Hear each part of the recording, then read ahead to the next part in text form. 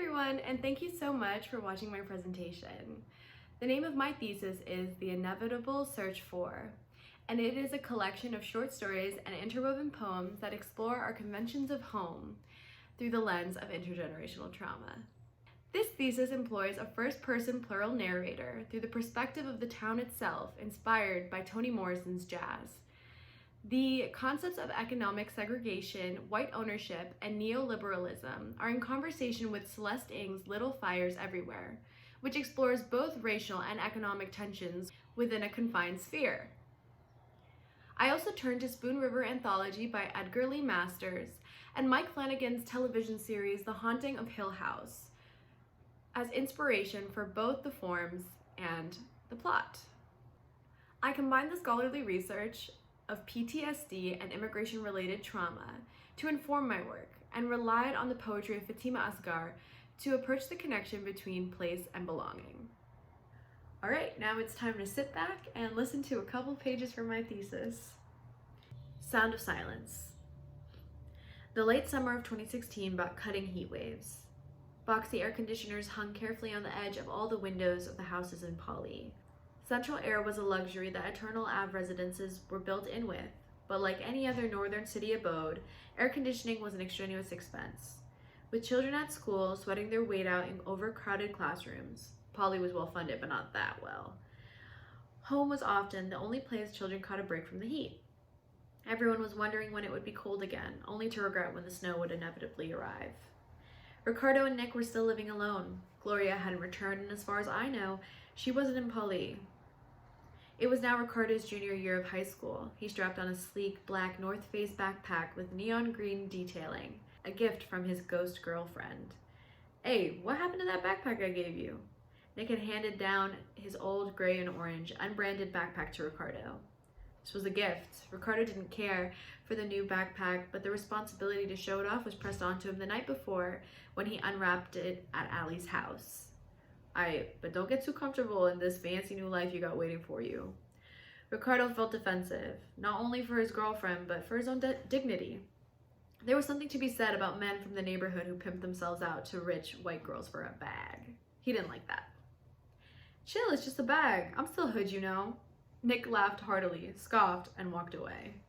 One evening, as the northern wind slowly began to push the summer heat southward, and a toasty wet wing lingered, Danny sat on the stone ledge by the beach. She looked out at the descending blue sky, meshed with purple and orange, a classic northern sunset. Her back was curved with a knee pressed against her chest while an ice cream cone dripped down her hand from the local ice cream store, Shake Shop. For a couple of years, her and her sister, when the latter wasn't institutionalized, would go to the beach after dinner to get ice cream together. They would sit and joke about their parents, and this was the first time she was alone. A small blue jay waddled by her feet and sat with her in the bubble of silence. That bubble burst when a man sat down beside her quickly, dressed in a black hoodie and basketball shorts. The blue jay quickly fluttered away.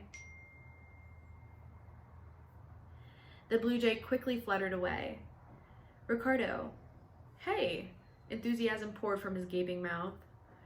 Danny was shaken but smiled. I saw you were alone and I thought I would say hi. Overcome with comfort, Danny hugged him tightly. Ricardo sprung back instinctively, but soon melted into a smiley sigh. Oh. Sorry, sometimes I feel really alone here. What do you mean? Polly's the best. They both laughed. It is though, isn't it? Danny asked in a quiet and serious manner. I guess so. My mom left us. Danny looked up concerned. It's okay, she does that. I shouldn't have said anything. Nick tells me it'll put people off.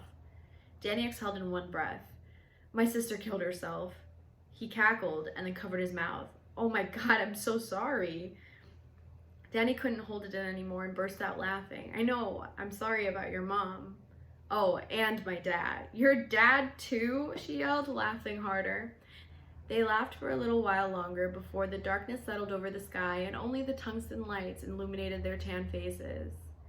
Eternal Ave, which shone white, distressingly white, in the daytime, became saturated in the evening as the street came alive with people from Dongo Street. No loud music, no gang-banging. The night was reserved for them, with these unspoken rules, as million-dollar mansions closed their blinds and locked their doors. This was a summer tradition that was to be strictly followed to ensure that all Dongo Street residents could come to the beach at night. After all, it wasn't theirs to have. On these summer nights, one could catch a glimpse of what Eternal Ave could have been with no ghosts. A community of hopeful residents with bright eyes and big dreams instead of tired eyes and overworked frowns. Thank you so much for listening and watching. And I'm very excited to get to see all of you come Lit Day. Yay!